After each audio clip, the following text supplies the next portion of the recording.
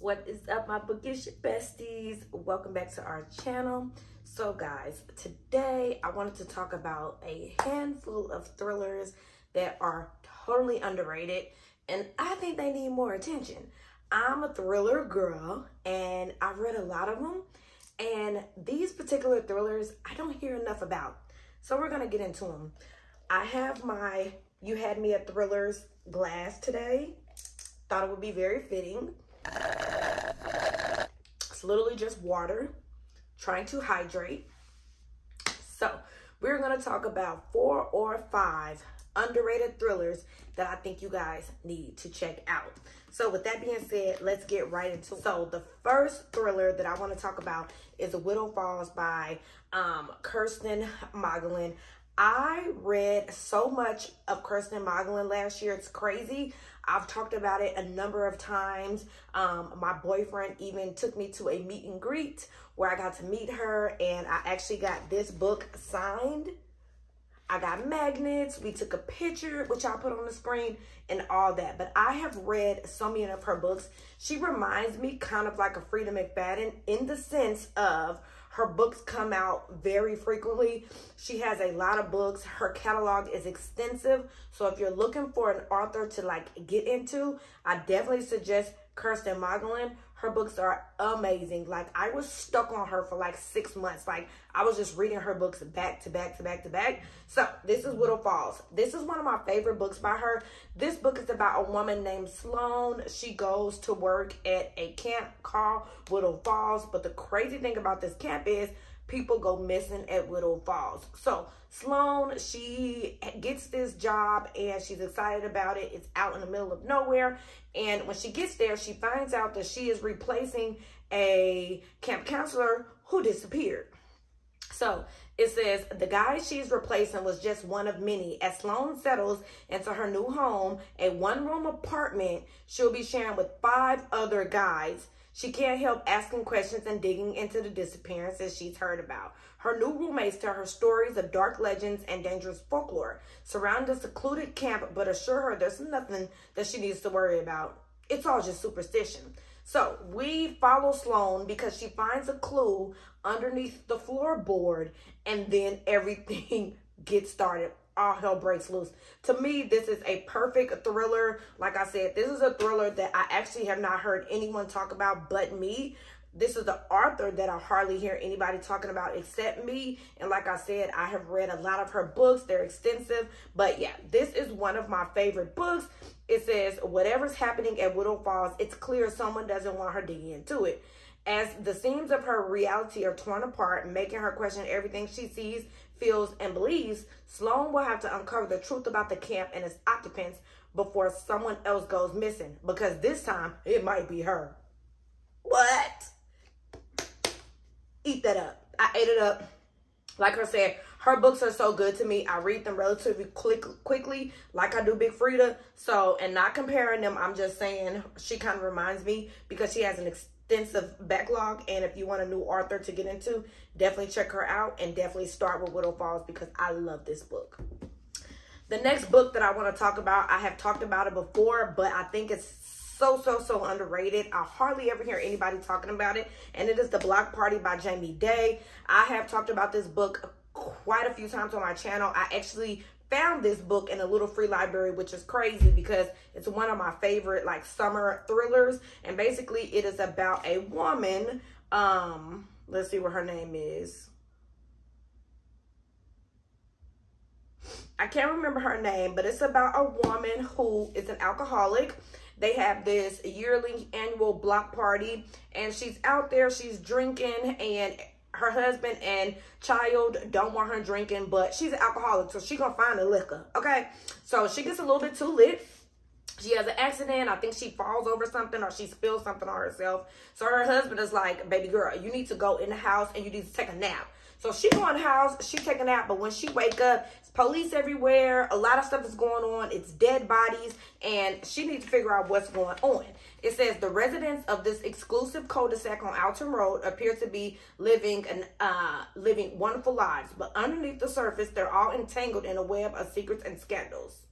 At the annual summer block party, the only thing more dangerous than the desserts are the neighbors. And this year, murder is on the menu.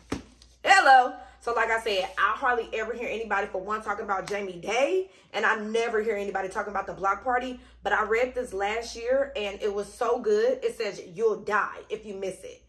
I don't want to die, so I'm going to the block party. So yeah, I definitely say check this out. Like I said, to me, it's the perfect summer thriller, and it's not summer right now, but again, this is not like a fall or summer based video. It's literally just books that I absolutely loved. All these books are like all these books are 4 and 5 stars, and I love The Block Party by Jamie Day. It was suspenseful, it was thrilling. I felt like every time I turned a page, I was uncovering something else, and it was just really good. So The Block Party by Jamie Day. So the next book that I really love that I don't hear a lot of people talking about is Where He Can't Find You by Darcy Coates. Now, Darcy Coates is a beloved like horror thriller author, and she has a lot of books, and I've read a lot of them. I read this one with my book club one month, and it was really good. And basically, this book is about a girl. Her name is Abby Ward. She lives in a town that is presumably haunted by disappearances. It says people vanish, and when they're found, their bodies have been dismembered and sewn back together in unnatural ways. But it is the work of a human killer or something far darker. Don't stay out late or the Stitcher will take you. She and her younger sister live by a strict set of rules designed to keep them safe, which is why it's such a shock when Hope is taken. So basically, Abby Ward and Hope Ward, they're sisters. They live in this crazy haunted town where there's this human killer called the Stitcher. He kidnaps people, and then when he gives them back, they are dead and sewn together with red yarn. And then Hope goes missing. Hope is taken and she disappeared. So Abby and her friends are caught in a desperate game of cat and mouse. They have to get Hope back quickly before too much of her is cut away, and before everything they care about is swallowed up by the darkness waiting in the tunnels beneath.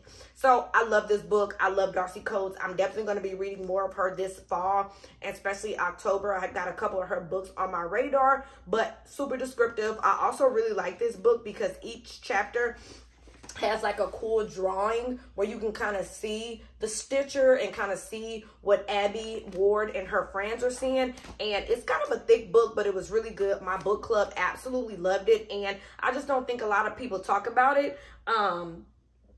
It says Where He Can't Find You, long red thread, someone's dead. So I really enjoyed this book, and if you're looking for something dark, something a little more horror but not crazy horror, I would definitely say pick this up or pick up another Darcy Coates book, because I enjoyed this so much, but I hardly ever hear anybody talking about it. The next book we're going to talk about I don't own, and it's called Everyone is Watching by Heather Gutenkopf. Y'all, I enjoyed this book so much. Basically, it's about 5 or 6 people. They are picked to go on this game show called One Lucky Winner. They are competing for $10 million. So to me, this book is kind of like a Squid Games mixed with like a Love is Blind type of situation. So these people, they go on this game show called One Lucky Winner, trying to win $10 million. And of course, one thing leads to another. People end up missing, people end up dead. So everybody is trying to figure out what is going on. And this book was so good. The kicker is, though, that it goes live. So everybody in the world can like log on and watch as all of this is going down. So they're watching murders. They're watching all of this kind of transpire. No one knows if it's real, if it's fake. And it's just so good. The world doesn't know when it's going to go live. It literally just pops up and everybody just tunes in because it's live, and it has millions and millions of viewers. And I just thought that this concept was so unique. I have been enjoying those type of shows, those type of books, and I think that you guys will really like it. I don't hear many people talking about Heather Gutenkopf. That was my first book that I read by her, and I truly enjoyed it a lot. And the last book that I want to talk about is Take It Back by Kia Abdullah. I feel like this book is hyped, but it's not hype enough for me. I love this book. I love Kia Abdullah, and I think you guys need to check it out. I recently found this book at Dollar Tree, and I kind of was telling everybody about it. I was putting it on all over my social medias, and I was just telling everybody that they need to go to their Dollar Tree and look for this book. Y'all, this book is so good, and I think Kia Abdullah is not talked about as much as she should be talked about because she is a GOAT when it comes to writing. So basically, this book is about a girl. Well, it's basically about a woman. Her name is Zara Khalil, and she is one of London's brightest legal minds. Shattered the expectations placed on her family and forged a brilliant legal career. So basically, Zara, she was a lawyer. She stopped being a lawyer, but she's still like in the business where she's helping people. And basically, one day, a girl named Jody Wolf comes in her office, and she's a white girl. She has some disfiguration on her face, and she accuses these 3 Muslim boys of raping her. So her and Zara kind of get together, and Zara's trying to get to the bottom of it. Zara is trying to help her get justice for her, justice for Jody. But as the book goes on and as days go on, Zara gets a little bit concerned because what Jody is saying don't seem like it's the truth. And y'all, when I say this was a heart-pumping suspense, I literally, the last page, my mouth was on the floor because the twists and turns that happen in this book, unheard of. Unheard of. So yeah, this is Take It Back by Kia Abdullah. Y'all, if you have not heard about these books, please, I am begging you, go search them, download them on your Kindle, buy them, go on Pango, go on Amazon, purchase these books because they're so good. They're underrated. They're not talked about enough. And I loved each of these books. Like I said, all of these books were 4 and 5 stars. So I wanted to just come do like a little quick video, just exposing some of my favorite books that I don't think are talked about enough. If you guys have read them or are interested in any of them, let me know down below. And if you made it all the way to the end, drop a little book down below. And I will see y'all in my next one. Bye, guys.